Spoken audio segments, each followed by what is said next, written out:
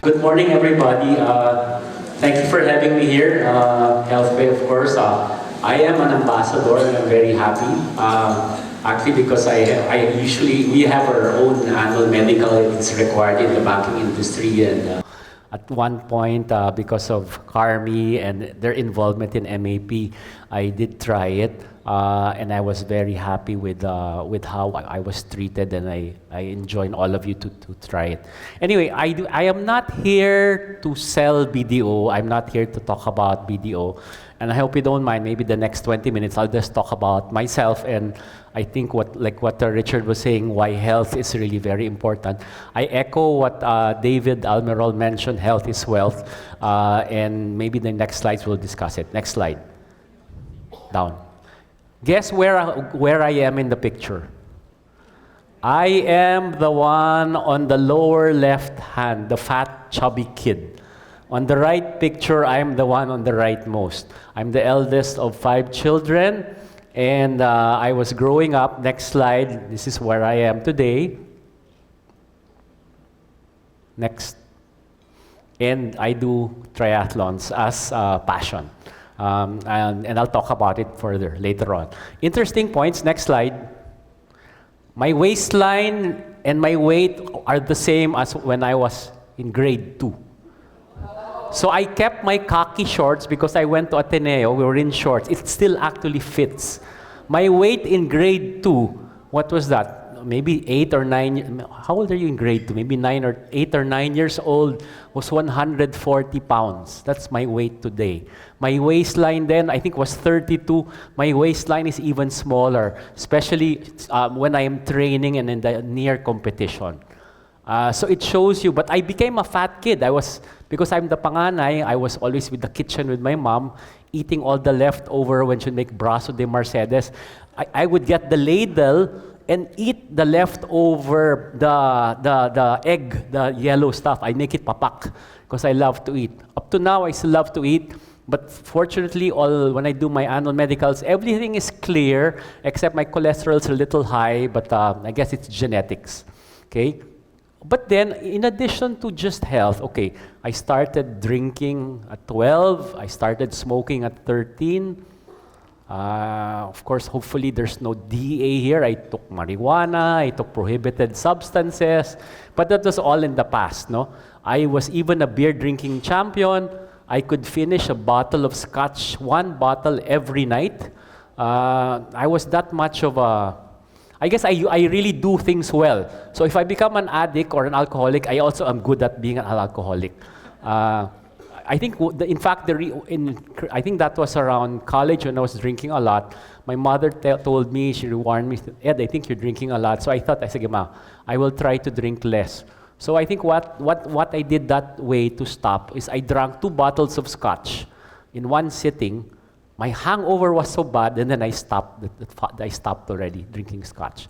Just drank a little beer. But then, I guess I continued in my career, not even to talk about my grades. I was a slacker, but I was always good in, leadership and all that stuff. But then I guess I rose up my career, more about that later on.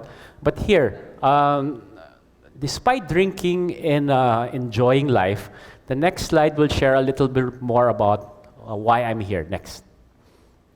I played basketball. I tore my ACL from basketball because I also was really an avid player. When I tore it, I got depressed because I couldn't exercise. But same with me, I didn't even take a sick leave. I think I had my ACL surgery, let's say a Tuesday evening or Tuesday early morning. Right after that, I went to work. And then the same day when I got home, I was already on the bicycle. Just making sure that my muscles wouldn't deteriorate. I wanted to keep the flexibility. And then I started running. And then what's in addition to that, though, that's the physical recovering from a downside because you get depressed. But then I have to share with you also that because I was drinking so much and I never knew it, I was considered a high-functioning bipolar person. Okay? And it is hereditary. Unfortunately, or fortunately, I'm proud to say that, despite that I'm functioning, And my son is also bipolar. I don't have manic episodes because I'm high functioning. My son had manic episodes, and in fact, fortunately, he's well now, but my son even got to the point of being so depressed and not wanting to get up every day, wanting to commit suicide. And that's why I think health is not just the physical health, but even emotional and mental. I guess that's what I wanted to stress. You find what it is in you to get over it, to become better persons. So in my case, instead of being depressed, instead of committing suicide, I just made the most of it, picked myself up, because we came from a dysfunctional family. We also had our ups and downs. But despite that, I think I have achieved something. I try to give back. And then same thing with my children. I try to nurture them, try to guide them. The challenge always as parents, how much do you give? How much do you share? Do you give them everything because things that you didn't have before? Or do you want to give them adversity and some stress also? So you have to manage that. But I think the key anyway there is you get up every day and do and perform. Next slide. So just to share with you how, I guess the physical part, we know about it, but even the mental part, I tried counseling, I tried pharmaceutical drugs, it didn't work, but prayer, meditation, and exercise was better for me. Even with my son, he doesn't like counseling, he doesn't like opening up, but we found out also that there's an imbalance in the body. So we found the US doctor who prescribes supplements, and that's helped because it balances the saline, whatever is deficient, and that works. And in my case, exercise and meditation helps. So going out in the field, running is an antidepressant. I'll share with you a stupid story that I did. Or it's not stupid, but just to show you how avid I am. I arrived yesterday from Vietnam. I was there for a few days for a business. I arrived at 1:30, but because I had to pick up my wife at 3:30, I was in Terminal 2, PAL. I had to pick up my wife at 3:30 in Terminal 1. She was arriving from another country. It was 2 hours. It would be a waste of time to go to Makati to work because I would just run out of traffic, come back. You know what I did? I changed to rubber shoes. I ran along Naiya. Maybe if some of you in the airport, there was this person running back and forth, 1 kilometer from Naiya 2 all the way to that Caltex intersection, back and forth. I think I did it 7, 8 times. I was able to do an 8K run in 50 minutes. But at least I got the workout. But before taking my 8:30 flight from Vietnam, from Ho Chi Minh to Manila, I woke up at 5:30, ran also another 50 minutes in Ho Chi Minh. That's the kind of passion I have. And then when I got home, I guess I just rested already. Oh, I had a massage. Because a massage at least once a week helps me relax, helps me release the stress, and that's one way to relax. Okay, I'll tell you more about how I relax later. So I haven't drunk alcohol in the last 11 years. I stopped cold turkey because when I saw the doctor for the first time, the doctor wanted to commit me in Makati Med. They said, you're an alcoholic, you should go down to the basement. And I only heard horror stories about it. I wanted to prove to myself that I'm not an alcoholic. I stopped cold turkey and I haven't drunk since then. So I think mentally you can do that. But then I'm not saying you should stop drinking, because drinking anyway, as long as it's not in excess, it's still good. It's really helping in business.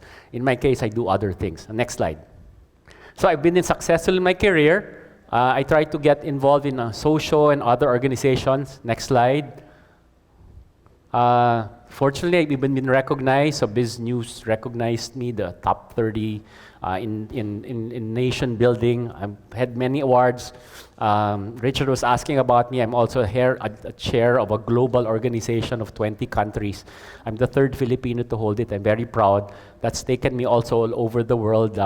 And I guess you just have to manage, because my full-time job is with BDO. But then this takes a lot of time. So how do I justify it? I justify it as advertising BDO. I get new contacts, and it really helps because new contacts. A lot of my extracurricular in the evenings is socializing, even if you don't talk about deals. But when your co-CEOs or business leaders or government officials see you there, and then they trust you, it helps. No?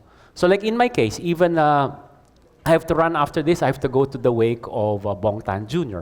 I was just so tired yesterday, but if I wasn't so tired, I would have gone to the wake of Mr. John Gokongwei because I deal with all of them. But before coming here, I had to be at 8 o'clock in Makati because there was a bond listing for Robinson's Land. We raised 5 billion pesos. I went there, talked to the president, had pictures, we rang the bell, and then I rushed here. And then after this, I also rushed back to Makati for more meetings. So that's how we multitask. Next slide. Okay, as Richard mentioned, I'm crazy. I am a consistent podium finisher. I was not a jock in high school or college. I just played a lot of basketball and street ball and football. But then when I got older, that's when I found out I am a national level athlete. Okay? And the nice thing about triathlon, because it's really not like basketball where it's very different. We get to compete with the world's best. We're on the same course. We're in the same pool. We're on the same beach. So I've been with the world's best. I even compete with Olympians from the Philippines. And then, of course, they're always number one. Maybe I'm number two. But for me, the fact that I'm number two and my kalaban is an Olympian, for me, it makes me feel good. The funny thing there is growing up, because I wasn't a Ateneo team or whatever, I never got sponsorships. Now that I can afford it, now I get free rubber shoes or free uniforms. No? So it's ironic, but it's interesting. Next slide. So other things. So I'm fortunate. I was among the first 10 to finish the top 6. So those are the countries: Chicago, New York, Berlin, London, Boston. And in fact, the reason I'm also training, I'm doing Osaka next week, December 1, I think. But how do I do marathons, for example? I will only fly usually Friday night, if I can, and then go Saturday, I get my race kit, Sunday I race, and then usually Monday I fly back. So when I go to my marathons, even if it's a significant time zone, usually I'm out 4 days, so that my vacation leaves are really minimal. And frankly, in the last 20 years with BDO, I've only had 1 sick day. And that was only the other week, only because I was just tired. But if you think about it from a management or owner's perspective, being well really reduces the cost of business, right? Because I guess that's another thing. You know, we don't have, it's very proactive, but I try to lead that lifestyle and I try to convince my people. We have basketball games or football games with my people. Just make sure you don't get injured. Okay, so I did the sub-4 marathon, and those are my times. I'm fortunately relatively fast on my feet, literally and figuratively. Next slide. The most important thing, though, I guess, health is wealth, and not financial success, not career success, but family. And the reason I share that, I'm very proud to show the picture of my wife and my 2 children. Fortunately, my son is almost 6 feet while I'm a 5'6". I don't know where it came from, but maybe it was the vitamins, but at least I will have a 6-footer because I wanted to become a PBA player, but I was gifted by being small. Again, just to show you how we multitask, that picture on the right shows you how we were Skyping. I was driving on McKinley Road in my car. My wife was at home, maybe tending the garden. My daughter is in London at that time, Skyping, so we have to find the time. My son is in Boston. That's our lifestyle now. The 4 of us are, we communicate, but we regularly communicate because that's the key really to keeping the family intact. And right now I'm very focused, more focused. In fact, my priority is my family.